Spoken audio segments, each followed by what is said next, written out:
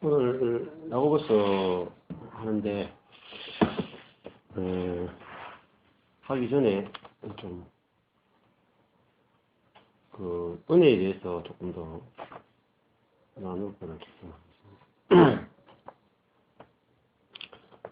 어제 저녁에 이제 미국 어제 저녁이죠. 저녁에 목회를 했는데 혹시 들어보신 분 있습니까?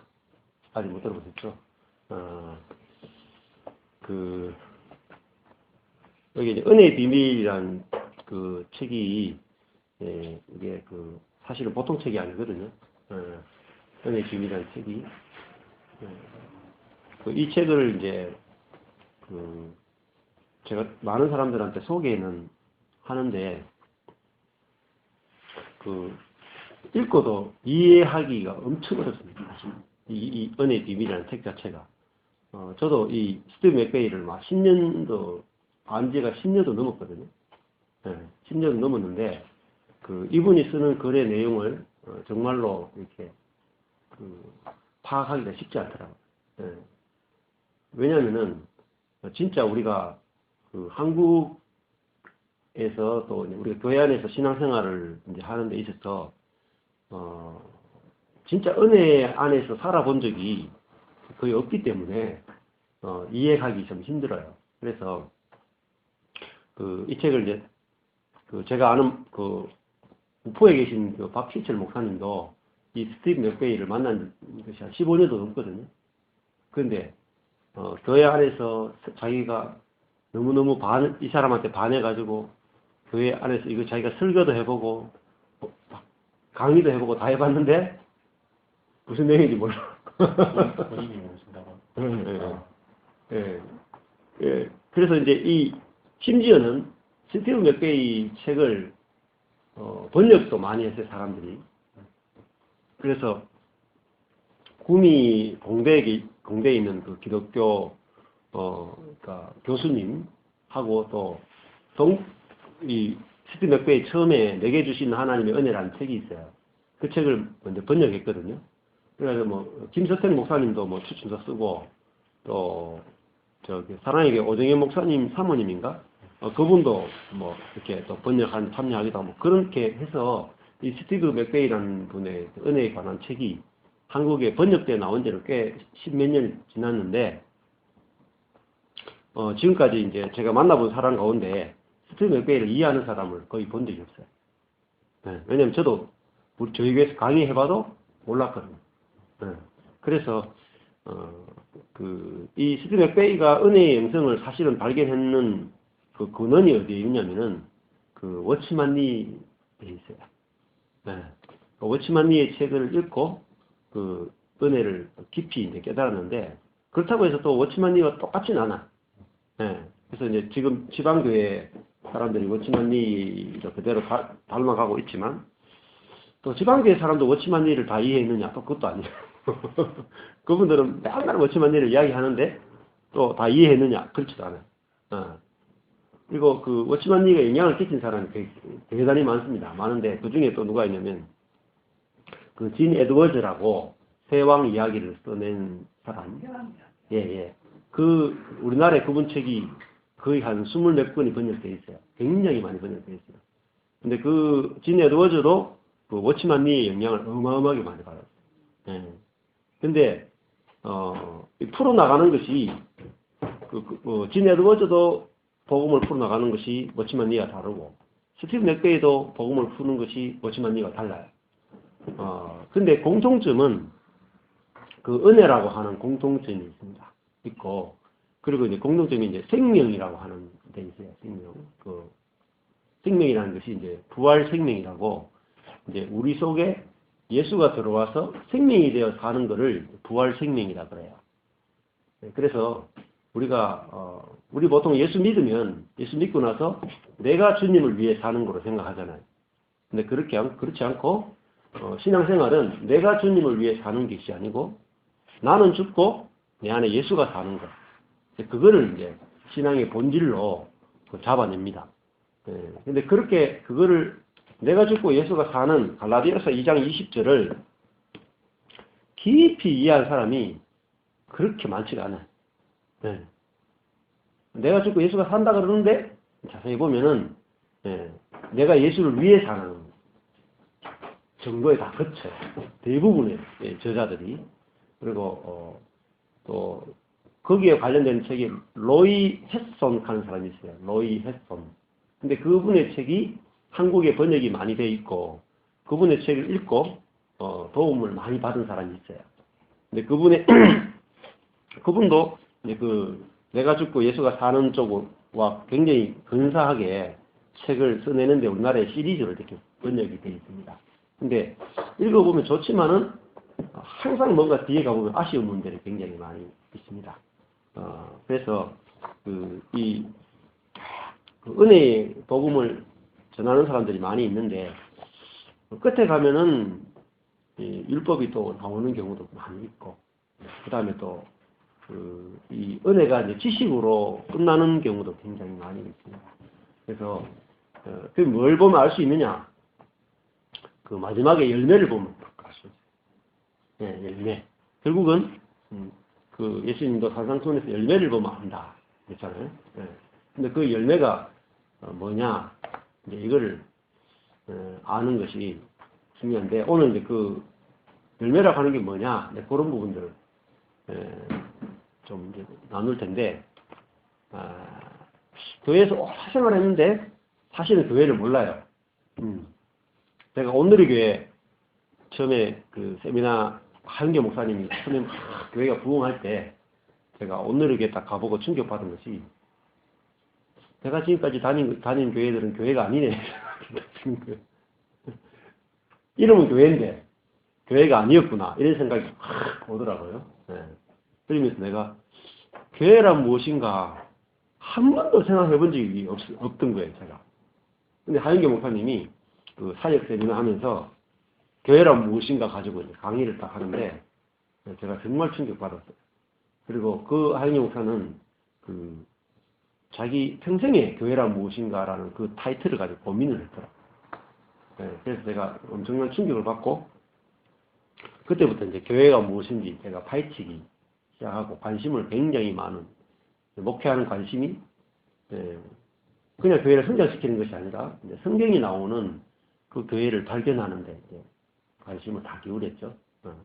그래가 이제 11년을 했는데 11년을 하고 나서 이제 결론이 교회가 뭔지 모르겠다. 그래서 교회 분위기도 엄청 좋았고 뭐 부흥도 하고 뭐 사랑도 있고 헌신도 있고 전도도 있고 제자 양육도 있고 다 있는데 교회가 나중에 교회가 힘들어지니까 교회가 뭔지 모르겠더라고요. 이제 방황을 하면서 교회가 확 줄어들게 되는데 그러면서 제가 망하면서 이제 교회가 딱 보이는 거예요. 아 이게 진짜 교회구나. 이게 보이더라고요. 그래서 교회가 이렇게 딱 보이니까 그 다음부터는 흔들리지 않고 그 교회를 향해서 이렇게 가게 되는 거죠. 그러면서 전국에 이렇게 굉장히 많이 돌아다녔어요. 전국에. 그 이후에도 저희 목사님 모임이 15년을 같이 모였는데 소위 전국에서 유명하다는 교회, 또 유명하다는 강사, 유명하다는 목사님들 뭐 있으면 다 찾아가 볼 정도로 차 타고 어마무시하게 많이 다녔어요. 근데 갔다 오고 나면은 도전은 굉장히 많이 받는데 아쉬운 거예요. 그리고 항상 이제 걸리는 문제는 가장 큰 문제가 뭐냐면은 예를 들어서 제가 하윤계 목사님을 딱 봤어요. 너무너무 탁월한 거예요. 너무너무 영성도 좋고 모든 면에서 정말 본받을 만한 거죠. 근데 이제 문제가 닥치는 게 뭐냐면은 그분하고 저하고 너무 다른 사람인데 그분은 능력이 있고 나는 능력이 없는 거라. 그러면은 어때요? 그냥 그림의 떡이죠. 항상 그 문제가 생겨요. 신앙생활의 가장 큰 문제는 율법도 똑같거든요. 율법이 온전하잖아요. 율법이 온전하잖아요. 그죠? 율법대로만 살면 우리가 온전해지죠. 근데 이 너무 먼 거야, 율법과 나는. 율법이 제시하는 사람하고 실제 나 자신과는 거리가 너무 먼 거죠. 그래서 전국에 있는 유명한 정말 놀라운 목사님들 많아요. 정말. 그래서 우리가 만날 때마다 이렇게 써요. 무림의 고스바. 은둔해 있는 고스바. 성령 사역으로 깊은 분이 있고요. 사랑으로 정말 깊은 사랑을 하는 분이 있고, 말씀으로 정말 깊은 분이 있고, 온갖 종류의 목사님들이 이름이 그렇게 안 모르는데, 텔레비전에 나오는 목사님들은요, 진짜 아무것도 아니에요. 진짜 세 발의 피입니다. 알려지지 않은 분 가운데 정말 탁월하고 놀라운 분들이 많이 있는데, 만나고 돌아오면서도 항상 드는 느낌이, 내가 어떻게 저 사람이 될 수 있을까? 라는 거였죠. 또, 나만 그런 게 아니라, 우리 성도들이 어떻게 저런 사람이 될 수 있을까? 하면 이제 깜깜한 거죠. 답이 없는 거죠. 좋긴 좋은데 답이 없어요. 그러다가, 이제 제가, 갈라디아서 2장 20절을 보면은, 내가 예수를 닮아가는 게 아니더라고요. 그렇게 생각하니까 예수도 온전한 예수를 보고 내가 이 온전한 예수를 닮아가려고 하니까 끝이 없는 거예요. 그 계단이 마치 바벨탑처럼 끝이 없는 거야. 근데 갈라디아서 2장 20절은 내가 예수를 닮아가는 게 아니고 예수가 내 안에 들어와서 내 생명이 되어준다는 거죠. 그러니까 이 문제가 너무 쉽게 깔끔하게 해결이 되는 거예요. 그게 이제 제 안에 있는 문제의 해결책이었고, 그 다음에는, 만약에 제가 하영교 목사님을 굉장히 존경하고 따랐는데, 하영교 목사님이, 제 속에 들어올 수 없잖아요. 아무리 탁월해도, 그죠?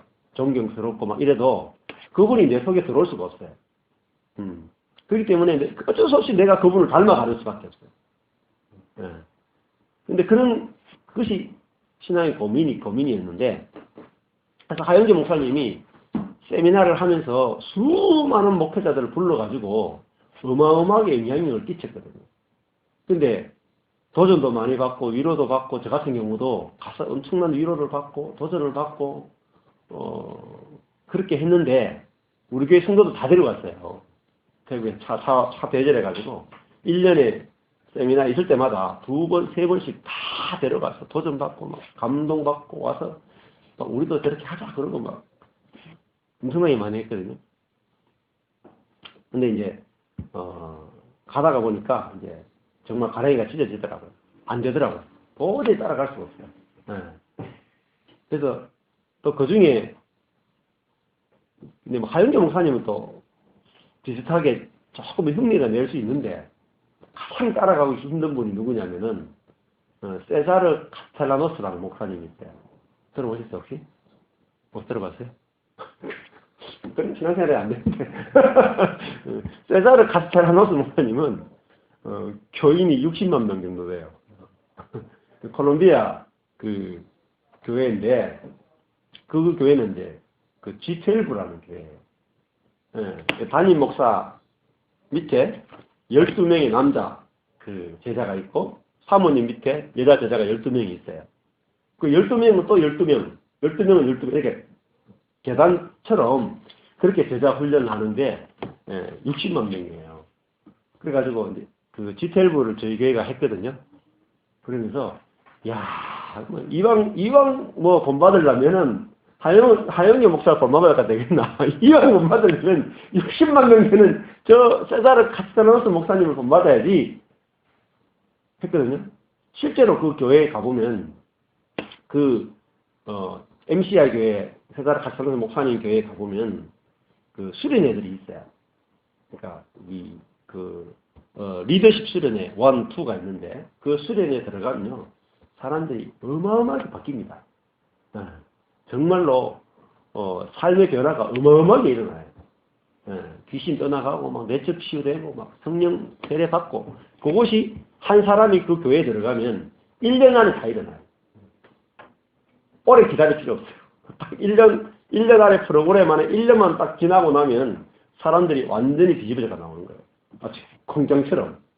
근데 그거를 카피해서 한국에 있는 목회자들하고 전 세계에 있는 목회자들이 그런 교회를 담고 싶어가지고 그분들 초청하고 그분 제자 초청하고 해라 막 또 심지어 열심히 있는 목사님들은 전부 다 콜롬비아까지 다 가잖아요. 비행기 타고 가가지고 가서 다 견학하고 이걸 다 했거든요. 저는 돈이 없어가지고 콜롬비아까지는 못 가고 거기 부목사가 와가 하는데 가서 참여하고 막 교육도 받고 지금도 이제 대구에도 그런 목사님들이 계세요. 지텔바 하는 목사님들은 있고 그래서 조금 성공한 케이스가 있다 그러면은 그 목사님 모시고 성공 케이스 가서 이제 배우는 것도 굉장히 많고 실제로 그 교회들은 변화가 엄청나게 많습니다. 그래서 이제 부산의 풍성한 교회가 이제 완전 떴죠 한국에서. 떴는데 왜냐하면 그 교회에 들어가서 1년 동안 사람이 엄청나게 바뀌거든. 1년 만에 엄청나게 많이 바뀌어요. 근데 이제 문제는 1년, 2년, 3년 지나고 나면 몇 년이 지나면 그때부터 문제가 생겨요. 뭐냐면은 그 사람들이 변화가 돼도 무슨 문제가 생기겠어요. 술 끊고 담배 끊고 내적 치유되고 또 하나님을 위해서 헌신하고 셀 리더가 되고 셀 리더의 리더가 되고 됐는데 무슨 문제가 생기겠어요. 어느 정도 변화가 되고 나면 어때요? 더 이상 변화가 되지 않습니다. 한계에 딱 부딪혀요. 어떤 사람이 인격적으로 성숙해도 가다가 보면 어때요? 딱 더 이상 성숙할 수 없는 지점에 딱 가게 돼요. 인격의 성숙이나 변화라고 하는 것은. 그래서 그러다 보면 이제 에너지도 떨어지고 그러다 보면 나중에 이제 문제들이 막 발생하기 시작하고 심지어 이제 세자르 카토노스 목사님 교회 부교육자들도 나중에 너무너무 탈진돼가지고 그 중에 아주 중요한 인물들이 아예 예수를 안 믿고 떠나버리는 경우도 있어요. 그래서 세상은 넓고 교회는 많습니다. 그리고 뭐 정말 놀라운 교회들 너무너무 많고요. 변화시키는 교회도 많고 능력 있는 교회도 너무 무시하게 많아요. 근데 제 주변에 있는 목사님도 저번에 광주에 있는 그 목사님도 그랬고 그러니까 전 세계에 너무너무 놀라운 교회들이 많이 있는데 한 번도 제가 보지 못한 교회가 있어요. 무슨 교회냐면 조금도 변화되지 않아도 된다라고 하는 교회는 기태까지 본 적이 없어요. 근데 그런 교회가 딱 몇 군데 있어요. 그 이후에 제가 발견하게 되는데 당신이 조금도 바뀔 필요 없이 오직 은혜로 다 받아들여졌다라고 하는 데는 정말 이 시트 맥베이 같은 사람이 그 은혜 중에 은혜를 이야기해요. 루터 칼빈도 은혜를 다 발견 못했어요. 아주 부분적이에요. 그래서 그래서 은혜에 대해서 정말 깊이 알려면은 일단 스티브 맥베이 같은 사람이 굉장히 우리에게 길이 될 수 있는 게 있습니다. 그리고 이제 근데 이거를 혼자 읽어가지고는 이제 이해를 못해요. 그래서 미국의 그 목회자들도 제가 이제 1년 전에 갔다 오고 나서 제가 이걸 가지고 3박 4일 강의를 했거든요. 했는데 이해를 못하고 질문들이 엄청나게 많이 들어왔어요. 그리고 나서 이제 목회자 모임에서 이거를 가지고 스터디를 또 했어요. 1년 했는데 스터디를 해도 이해를 못합니다. 목회자들도 이해 못합니다. 그래서 왜냐하면 은혜라고 하는 것은 하나님께만 속해 있는 거예요. 우리에게는 없는 겁니다. 그래서 하늘의 것이 하나님에게 속한 거기 때문에 인간인 우리가 은혜라고 하는 개념을 알 수가 없어요. 알 수가 없어요. 그래서 은혜라고 하는 것이 우리에게 오게 되면 우리 쪽에서는 무슨 반응이 생길까요? 거부 반응이 생겨요. 무슨 생각이냐면 너무한데? 과한데? 이런 생각이 딱 들어요. 예. 그래서 이해하기 굉장히 힘듭니다. 그래서 어제도 이제 하면서 제가 무슨 이야기 했냐면, 여기 보면은 아주 일과에 아주 중요한 예화가 나와요. 무슨 예화가 나오냐면, 자비와 은혜에 대한 예화가 나와요. 자비와 은혜가 뭐냐. 제가 이걸, 이 목요 모임에서도 한 몇 번을, 강의 시간 몇 번을 이야기했어요. 근데 강의 때 이야기해도요, 못 알아들었어요.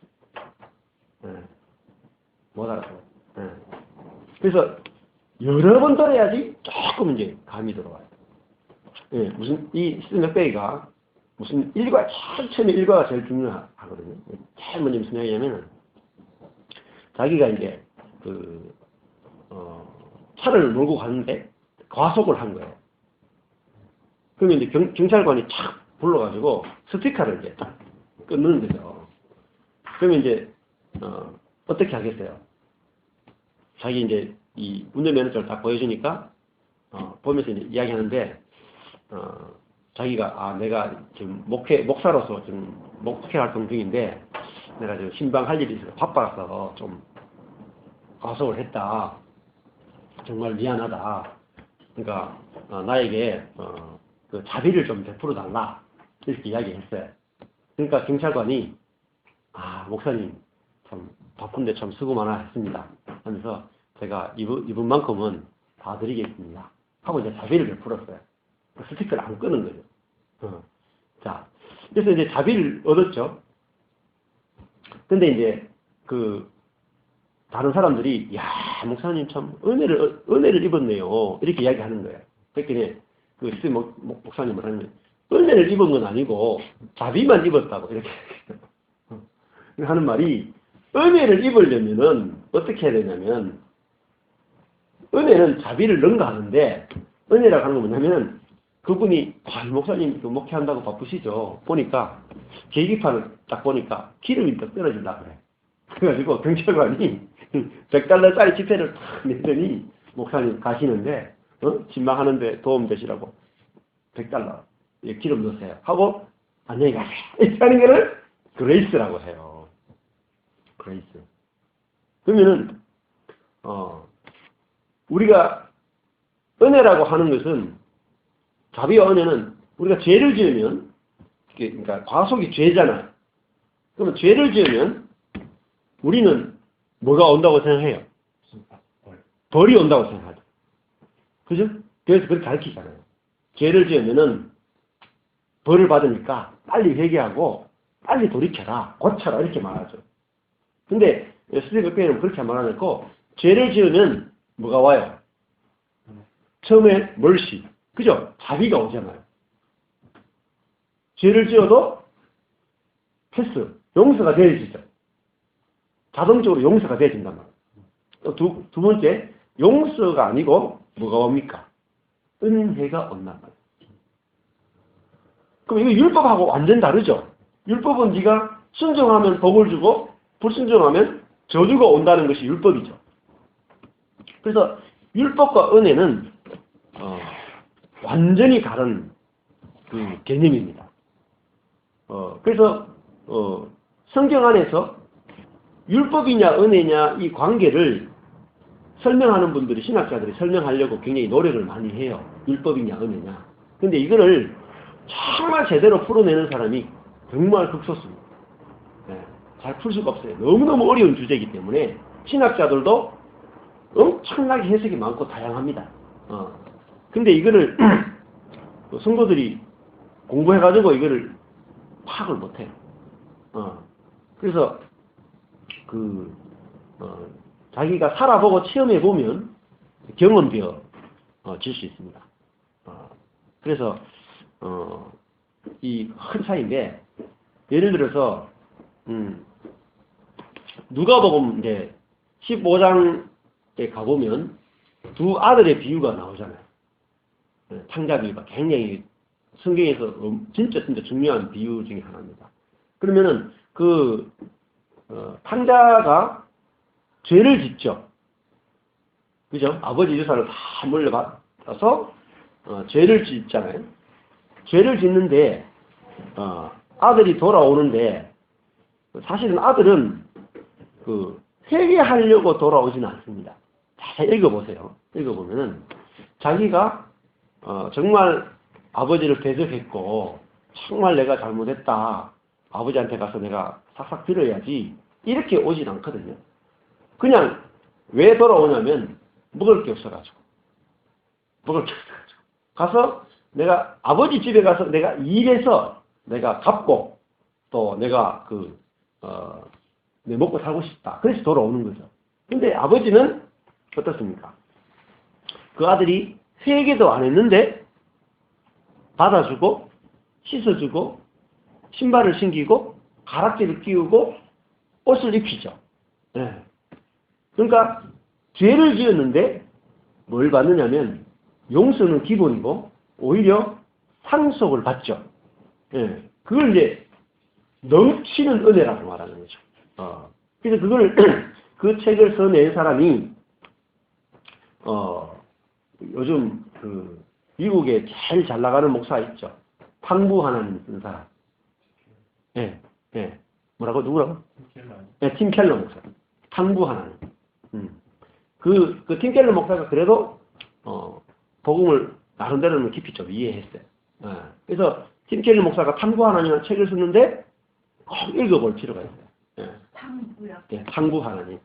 그러니까 우리는 이제 탕자에 대해서는 초점을 맞추잖아요. 근데 팀 켈러는 탕부, 그러니까 하나님이 방탕한 분이라는 거죠. 뭐가 방탕하냐면 은혜를 너무나 허비하는 분이라는 거죠. 그러니까 율법을 따라 하는 게 아니고 은혜를 막 써버리는 거예요. 막. 과도하게 써버린다. 그래서 이제 제목을 탕부 하나님 이렇게 적은 거예요. 근데 팀 켈러 목사가 그 책을 쓰게 된 것은 자기 아이디어에서 온 게 아니에요. 케네스 베일리라는 분이 있어요. 케네스 베일리의 책이 있습니다. 케네스 베일리는 고대 금동 학자인데 그분이 아랍에서 생활을 했어요. 아주 긴 세월 동안에 아랍에서 생활하면서 이분은 아랍어로 쓰여진 성경을 연구하고 아랍 사람들의 문화를 연구하니까 뭐가 딱 보이냐면 누가복음 15장이 완전히 다르게 해석되는 거예요. 우리가 지금까지 해석된 것과 다르게 이 둘째 아들이 회개한 것이 아니다라는 것이 딱 드러나는 거예요. 그거를 아주 상세하게 설명합니다. 제가 옛날에 강의한 것이 있어요. 이 목요일 날. 그래서 그래서 이제 둘째 아들이 죄를 지었는데 아버지는 잔치를 베풀어 주죠. 재판장을 여는 게 아니고 법정으로 끌고 가는 게 아니고 죄를 지었는데 아예 잔치 편지예요. 그러니까 죄를 지었는데 벌을 받는 게 아니고 죄를 지었는데 은혜를 받으면 우리 속에서 잔치가 벌어진다는 거죠. 그걸 보여주는 거예요. 근데 그러면 교회는 천국이라고 하잖아요. 그러면 교회는 항상 잔치가 벌어지는 곳을 교회라고 부릅니다. 그러면 교회는 잔치가 벌어지려면은 뭐가 있어야 돼요? 죄가 있어야 돼요. 근데 죄가 있는 곳에 우리는 잔치가 벌어지는 것이 아니고 죄가 있으면 수치심과 죄책감과 회개와 지적질과 강압과 이런 것들이 막 나온단 말이에요. 잔치가 벌어지는 게 아니라. 그러니까 사실은 우리가 하나님이 만드신 진정한 교회를 우리가 거의 경험 못한 거죠. 그래서 그런 교회를 제가 이렇게 딱 보게 되니까 이게 진짜 교회구나 하고 이제 그 교회 그런 교회를 보고 이제 나가게 되는 거거든요. 근데 그 다음에 이제 큰 아들이 또 중요해요. 큰 아들 이야기를 사실 그 큰 아들 이야기를 하고 싶은 그거든요. 누가복음 15장에 앞에 보면은 예수님하고 바리새인하고 다투는 장면이 나와요. 그리고 이제 비유 3개가 딱 나오거든요. 그러니까 큰아들이 바리새인을 상징하는데 큰아들은 아버지를 섬겨서 어김이 한 번도 없었거든요. 그러니까 큰아들은 천국을 뭐라고 하나님 나라를 뭐라고 생각했냐면은 하나님 말씀을 우리가 잘 지켜서 그 지킴으로 주어지는 보상으로 만들어지는 나라라고 생각을 한 거죠. 근데 뭐라고 그 중에 어제 이제 나누면서 딱 떠오른 게 생기면 그 큰아들이 이런 말 하죠. 나는 아버지 말씀을 한 번도 어긴 적이 없이 아버지를 떠난 적도 없고 아버지와 늘 함께 살고 아버지를 늘 섬기는데 나한테는 염소 새끼 한 마리 잡아준 적이 없다. 이런 말 하잖아요.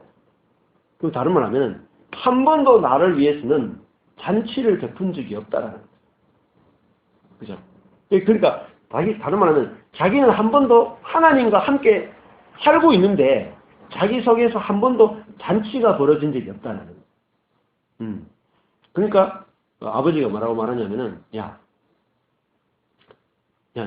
내게 다 네 건데 너 몰랐냐?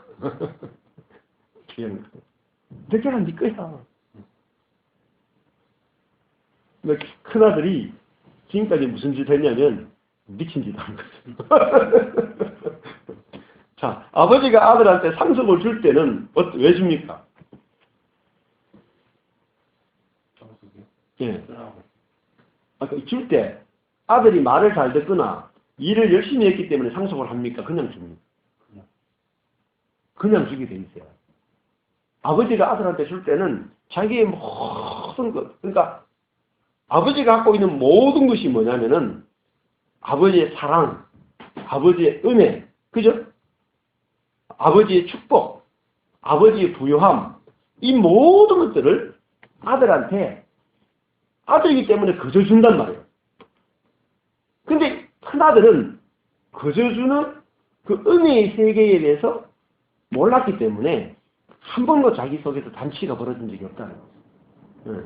그래서 사실은 누가복음 15장은 누가 탕자라고 말하느냐면 집에 있는 아버지를 떠난 애가 탕자가 아니고 집에 있는 개가 탕자라고.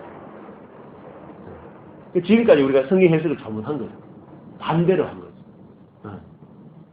그래서 그 케네스 벨리가 하면서 또 재밌는 거는 그러면 집에 있는 그 진짜 탕자, 돌아온 탕자, 돌탕 말고 진탕, 진짜 탕자가 집에 있는데 이 진짜 탕자에 대해서 아버지는 어떻게 하느냐? 그 큰아들이 이제 일하다가 집에 들어오죠. 근데 보니까 집에서 막 잔치가 벌어지고 있어요. 그래서 너무 궁금해가지고 아니 우리 집에 잔치 벌어질 일이 없는데 왜 잔치가 벌어지지? 하고 이제 종을 불러가 물어보니까 동생이 돌아왔는데 아버지가 너무너무 기뻐가 잔치를 벌이고 있다는 거예요. 그 소식을 듣는 순간에 이제 큰아들은 빡치는 거죠.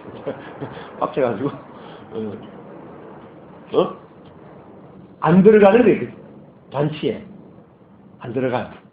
그럼 안 들어가면 어떤 일이 벌어지냐면은 큰아들이 잔치에 안 들어오면 아버지가 수치를 당하게 돼 있어요. 원래 동양에서는 그 손님이 오면은 장남이 와서 대접을 하게 돼 있잖아요. 장남인데. 근데 장남이 마을 어르신들이 자기 집에 왔는데 그걸 보면서도 안 들어가고 밖에서 개기면 아버지가 갖다나 이 돌탕도 자식 교육 잘못시켜가지고 지금 엄청나게 지금 수치를 당했는데 남아있던 큰아들조차도 잔치에 안 들어오면은 아버지가 수치를 당하게 되는 거예요. 근데 그럼 아버지가 어떻게 해야 돼? 첫째 아들도 심판해야 되잖아요. 네가 나에게 수치를 줬다. 그러니까 그 아랍 세계나 거기서 그 제일 중요한 게 명예살인이거든요. 아버지의 명예에 흠집을 냈다. 그러면 바로 죽음이에요. 근데 어떻게 하냐면 둘째 아들이 돌아올 때 우린 잘 모르는데 그 케네스 벨리라는 분이 뭐라고 말하냐면은 아랍 세계에서는 어떤 아들이 아버지의 유산을 받아가지고 아버지를 떠날 때 그 마을 사람들이 어떻게 하냐면은 네 같은 불효하는 놈이 있으면 우리 마을에 있는 아이들을 다 베리기 때문에 너는 다시는 우리 마을에 들어올 수 없다라고 경고를 한대요. 그러면 그 아들이 그 마을에서 나갔다가 회개하고 돌아올 수 있냐면 못 돌아온대요. 마을 입구에서 아예 딱 그 마을 사람들이 못 들어오게 딱 막는다는 거죠. 그래서 그 본문에 보면은 아버지가 어때요? 상거가 뭔데 아들이 오니까 달려가가지고 마을 입구까지 달려가서 마을 사람들이 아들에 대해서 행패를 못하도록 자기가 그 아들을 탁 끌어안는 거예요. 그리고 자기는 수치를 다 당하는 거죠. 동네 사람들한테 욕을 다 먹는 거죠. 그리고 그 아들을 데려와서 이제 자기가 이렇게 그러니까 자비만 베풀 게 아니고 은혜까지 베풀잖아요. 자기 아들이니까. 근데 그 첫째 아들도 똑같대요. 첫째 아들도 이 잔치 밖에 있는데 이 그 아버지가 밖에까지 나가잖아요. 집 밖에 나가서 그 큰아들 만나가지고 설득을 하는 거예요. 야, 내가 가진 게 다 네 거다 하면서 그렇게 그 완전히 은혜로 아이들을 이제 설득을 하는데 문제는 큰아들이 설득이 되지 않는 거예요. 왜냐하면 자기는 아버지를 위해서 한 것이 너무 많은데 옆에 보니까 빡치는 거죠. 그래서 자기 스스로 천국에 들어오기를 거절했다는 거죠. 천국. 근데 우리도 천국은 열려 있는데 우리 스스로 천국에 들어가기를 거절하고 있다는 거죠. 은혜의 나라에 들어가기를 거절하는 거죠. 재밌는 이제 예화가 있는데 이런 게 있어요. 집에 이제 여기 보면 딱 좋네. 두 아들이잖아요. 제갈란 집사님 집에 이제 두 아들이 있어요. 근데 이제 제가 알기로는 재산이 그렇게 별로 없는 걸로 알고 있어요. 옛날에는 좀 잘 나가다가 지금 재산이 별로 없어. 근데 만약에 이제 이렇게 한 5년 정도 지나서 이제 아버지가 집을 샀다 칩시다. 집을 사고 그 집 한 채하고 그러고 이제 뭐 차가 있고 뭐 이렇게 있어요. 근데 아버지가 그 큰아들한테 그 재산을 물려주겠다 이렇게 이야기하면서 아버지가 이제 딱 죽을 때 아들한테 먼저 큰아들한테 집하고 차를 다 물려주는 거라. 그러면 기분이 좋을까요? 나쁠까요? 기분이 좋죠. 네, 기분이 좋죠, 그죠? 네. 동생한테 안 줘도 기분이 좋을 거야. 자기가 받으니까. 굉장히 기분이 좋았어요. 근데 아버지가 갖고 있는 재산이 집하고 차밖에 없다고 생각했으니까 기분이 굉장히 좋았어요. 근데 사실은 아버지가 그 자기도 모르는 유산을 어마어마하게 많이 받은 그게 있다고 쳐봅시다. 그러니까 그 이마트 정도 되는 유산이 자기도 모르는 유산이 있었던 거야. 그래가지고 그거는 죽기 전에 알았어. 그러니 하는 말이 그거는 동생 거다 이렇게 하는 거야. 그러면 기분이 어떨 것 같아요? 처음에는 집하고 차 받을 때 굉장히 기분 좋았잖아요. 근데 기분이 왜 나쁘냐면 받느냐 안 받느냐가 중요한 게 아니고 놈이 내보다 더 많이 받아. 그것이 지옥을 만드는 거야, 지옥을. 그러니까 그 누가복음 15장의 탕자 이야기도 그래요. 누가 천국에 못 들어오냐면 큰아들이 못 들어오는 거죠. 다른 사람이 잘 되는 걸 못 봐. 자기가 워낙 잘했기 때문에. 그래서 이 은혜의 세계는 한 것이 없이 받는 세계다. 한 것이 없이. 그러니까 열심히 한 사람은 도저히 일을 할 수 없어요. 천국은. 그래서 하나님을 위해서 열심히 한 사람들은 다 천국 보이콧이에요. 성경에 읽어보세요. 다 천국 안 들어가요. 어디 나오냐면은 천국 비유 가운데 천국 안 들어오겠다는 사람들은 다 하나님께 대하여 열심히 있는 사람들. 안 들어와요. 다 거절해요. 예, 그러니까 일꾼들이 비유 있잖아요. 일꾼 비유. 아침부터 저녁에 이 주인이 나가서 일꾼을 부르는데 아침 일찍 온 일꾼이 있고 저녁 끝날 때 온 일꾼이 있는데 예, 같은 한 데나리온 받죠.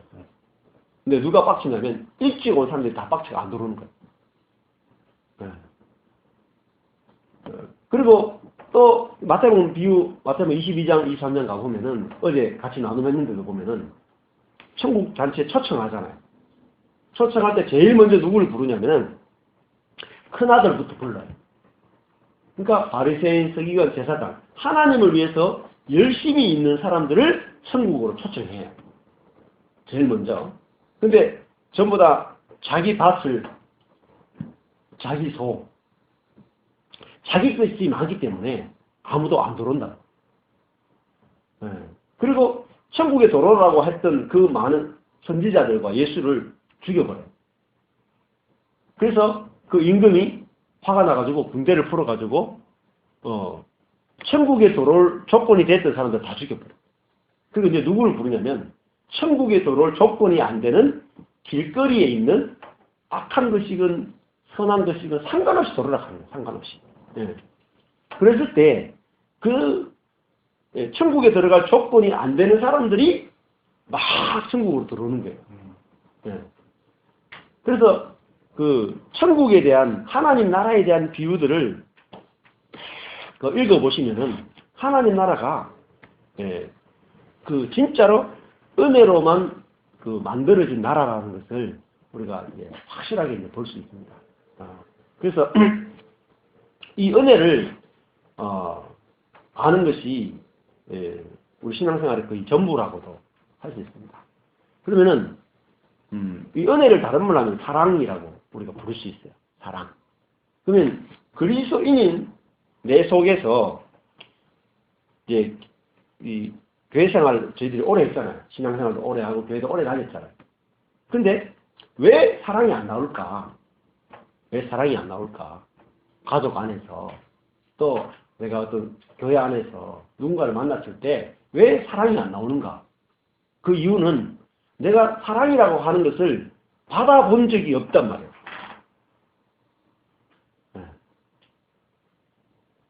그러니까 하나님의 사랑이 그냥 지식적이고 개념적이고 조건적인 하나님의 사랑을 받아본 거예요.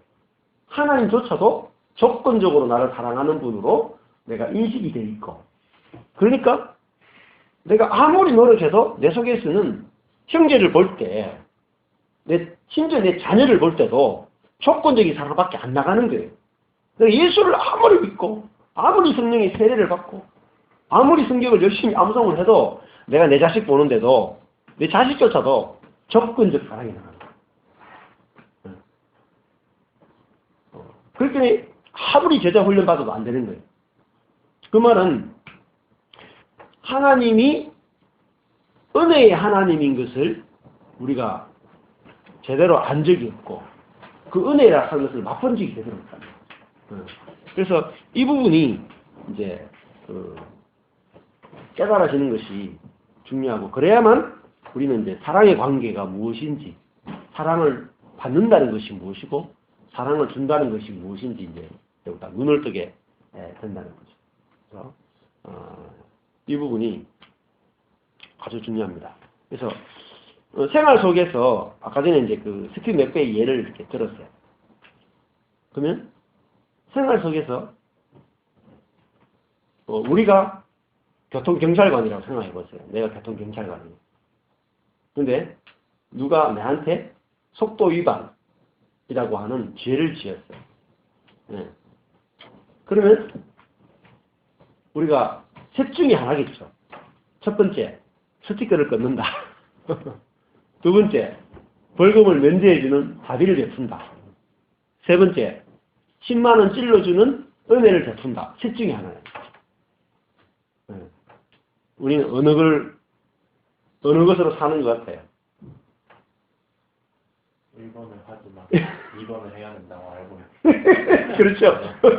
대부분 1번으로 살아요. 기독교인들이. 남이 나한테 죄를 지으면 스티커 끊기 바쁘죠. 스티커. 그것은 왜냐면 내가 죄를 지을 때 자비조차도 풍성한 자비도 잘 경험을 못 해봤고 은혜라고 하는 것은 더더욱 경험을 못 해봤다. 그런데 은혜 경험이 없는 거예요. 은혜 체험이 없는 거예요. 그리고 모든 설교가 말씀대로 안 살면 당신 하나님께서는 교통사고 나게 하고 특히 목회자 건들면 큰일 나고 이런 식으로 배워왔기 때문에 우리가 늘 하나님 그러면은 무서워. 너무 멀어. 내한테 너무 멀어. 내하고 연합이 안 돼 있어. 하나님과 내가 연합이 안 돼 있어. 그러니까 하나님과 내가 너무 멀다는 말은 내가 옆에 있는 형제하고도 너무 먼 거예요. 심지어 부모하고도 먼 거예요. 안 가까워요. 정말. 그래서 인간이 겪는 가장 큰 그 고통 중에 하나가 뭐냐면 고독이에요. 고독한 거. 고독하시죠? 그러니까 나를 이해하는 사람이 한 사람도 없는 것 같아요. 온 우주 가운데. 그게 고독병이에요. 지독합니다. 우리 속에 고독병이. 정말 지독한 고독이 우리 속에 있거든요. 남편하고 있어도, 아내하고 있어도, 안 쓸게요. 물과 기름이야. 아마 두 분한테 물어보면 남편이 자신이 돼서 아는 것 같아요. 그러면 반대로 나는 남편을 아는 것 같아요. 아마 자식한테 아버지를 아냐고 어머니를 아냐고 물으면은 모르겠다 이렇게. 부모도 나 자식 모르겠어요. 왜냐면은 은혜의 세계가 아니고는요 아무도 몰라요. 절대 알 수가 없어요. 느낄 수가 없어요. 하나가 안 돼. 연합이 안 돼. 그래서 고독하다. 우리 속에는 다 너무너무 고독한 거예요. 너무너무 외로운 거예요. 인생이. 말은 안 해서 그렇죠. 다 외롭다니까요. 다 울고 있다니까. 그래서 그거를 성경에서는 딱 한마디로 이렇게 표현해요. 고아다. 과부다. 이렇게. 과부 아니세요? 겉으로는 남편 있죠. 실제로는 내 남편이 없어. 그래서 이제 우물가 여인이 뭐라 그랬어요? 이 남편 데려오라 하시면 남편 없는데! 여섯 남자하고 여섯 번째 남자하고 살고 있는 여자가 저 남편 없는데 예수님 네 말이 맞다. 너 남편 없어. 내가 네 남편이야. 그러니까 예수님은 이 우물가 여인을 찾아왔잖아요. 그죠? 근데 그전에는 우물가 여인이 남편을 찾았거든요. 그 여섯 남편은 자기가 찾은 남편이고 예수는 자기가 남편으로서 아내인 우물가 여인을 찾아간다. 그러니까 이야 진짜 남편 맞네. 진짜 남편 맞네. 이분이 내 남편이네. 그러니까 속에서 막 생수가 터져버리거든요. 이야, 나 진짜 이제 내 영혼의 남편이 만났어. 나는 이제 절대 목마르지 않는 거예요. 그게 요한복음에서 말하는 생수. 그러니까 요한복음은 생수 시리즈예요. 그러니까 마틴 로이드 존스 목사가 마지막 설교 시리즈가 생수 시리즈예요. 그 7, 8권의 책을 생수 시리즈로 쫙 그 웨스트민스터 채플에서 설교를 쫙 다 했던 거예요. 네. 그래서 그 책을 제가 복사를 해놨는데 아직 못 읽고 있는데 조금밖에 못 읽었어요. 서론밖에. 근데 내용이 좋아요. 네. 생수 시리즈인데요. 생수를 마셔라. 뭐 생수 해가지고 이제 절판 지금 여기 있어요. 저 대구신학교 도서관에 가면 그래가지고 그 신학생들한테 빌려달라 해가지고 뭐 복사를 하든지 해가지고 재본을 하든지 해가지고 책을 읽으면 좋을 것 같아요. 나중에 관심 있는 사람들은 제가 이렇게 목사실에 가서 재본하면 좋을 것 같아요. 저도 재본하면 좋을 것 같아요. 진짜 그분의 그 마이클 로드 존스의 마지막 그 시리즈는 진짜 읽어볼 만해. 근데 그 생수가 어떻게 우리 속에서 끊임없이 솟아나느냐. 내가 목마르지 않고 끊임없이 솟아나느냐. 마이클 로드 존스 목사도 뭐라고 말하냐면 경건의 활동에 있지 않다. 기도, 말씀 이런 데 있지 않다. 뭐냐면은 예수를 아는 것. 예수가 누구인가. 그러니까 예수로부터만 생수가 솟아난다.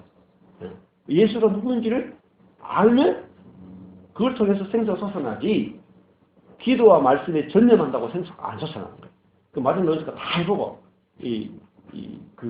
제 유튜브에 그 제일 첫 번째 올린 게 마틴 로즈의 마지막 설교에 대해서 다 올려놨죠. 거기 나온다. 이렇게 생수 이게 왜 우리 속에서 이 생수를 마시면 시원한데 조금 지나면 생수가 다 끊어지느냐. 그 우물가 여섯 남편이라는 말은 어떨 때는 기도해 보니까 생수가 계속 솟아나다가 어떨 때 기도 안 하면 생수가 끝나고 말씀도 읽다가 말씀 그만두면 끝나는 거예요. 저도 큐티도요. 제가 뭐 몇 년을 했는지 몰라요. 대학교 1학년 때부터 큐티 했거든요. 그리고 저희 교회 10년 전까지 제가 큐티 했거든요. 큐티를. 생명의 삶 가지고. 큐티를 얼마나 오래 했어요. 근데 큐티 하면요. 좋을까요? 나쁠까요? 좋습니다. 큐티 하면요. 생수가 솟아나요. 근데 문제는 솟아나다가 진짜로 힘든 문제를 만나면요. 생수가 끊어졌다. 큐티가 안 되는 거예요. 기도요. 진짜 힘든 일 만나면 기도조차도 안 돼요. 정인이 한다 했으면 기도 안 돼가 그건 두신 적 있다고. 그래 진짜예요. 우리가 경건의 활동은 내가 할 수 있는 동안에는 거기서 물이 나오지만 내가 그것조차도 못하게 되면 다 끝났다. 그래서 그러면 생수가 솟아나려면 어떻게 솟아나느냐? 아까 전에 이 스티브 맥베이가 말했던 그게 굉장히 큰 단서가 숨어있어요. 그러니까 교통신호를 어겼잖아요. 죄를 지었죠. 그죠? 죄를 지었는데 은혜 받으면 생수가 계속 솟아나요. 그러니까 내가 죄를 지었는데 하나님 나에게 은혜 주시는 분이구나. 하나님 그리스도를 알면 내 속에서 생수가 솟아난다. 은혜 주는 남편. 은혜를 주려고 나를 살리려고 심판하러 온 것이 아니라 나를 고치려고 오고 나를 살리려고 온 그 그리스도를 알면 내 속에서 끊임없이 생수가 솟아난다. 그리고 내가 생수가 솟아나야지. 아까 전에 다른 사람이 나한테 죄를 지을 때 스티커 끊을 거냐? 자비를 베풀 거냐? 은혜를 베풀 거냐? 내가 먹은 것만 딱 위에 놓게 돼 있어. 나한테 선택권이 없어요. 맞죠? 나한테 선택권이 없어.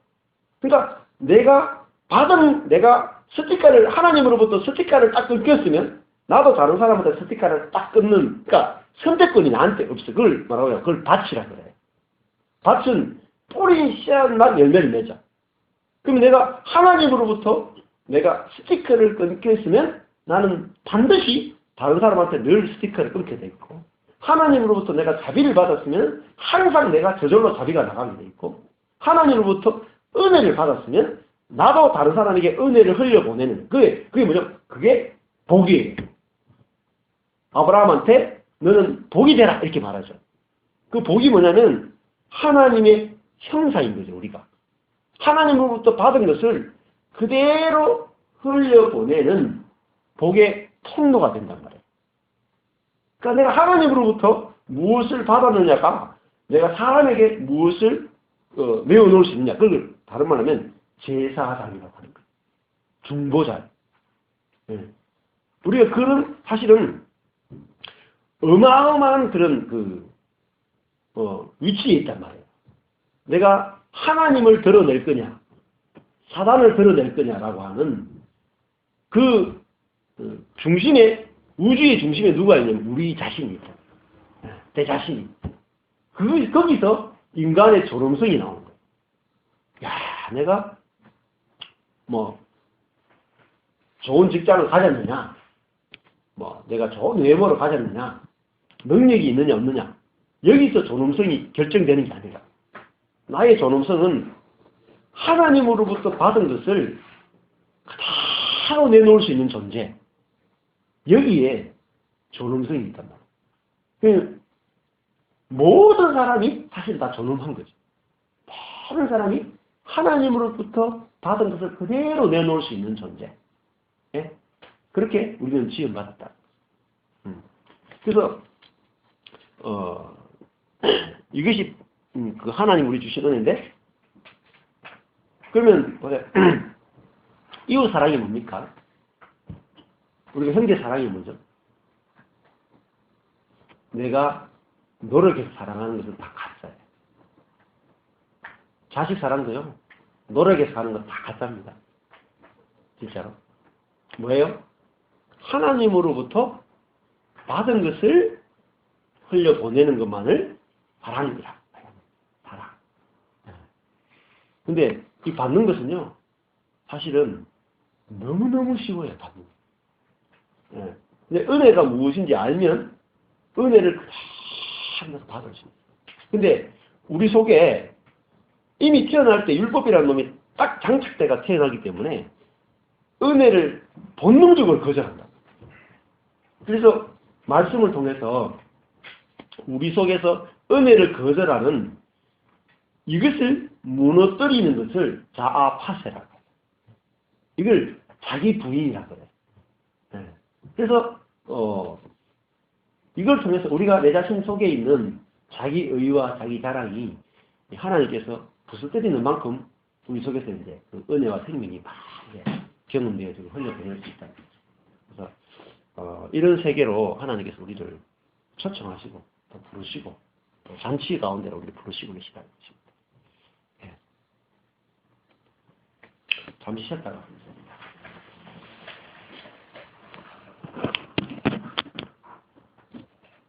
항구하는 책도 있고 유튜브에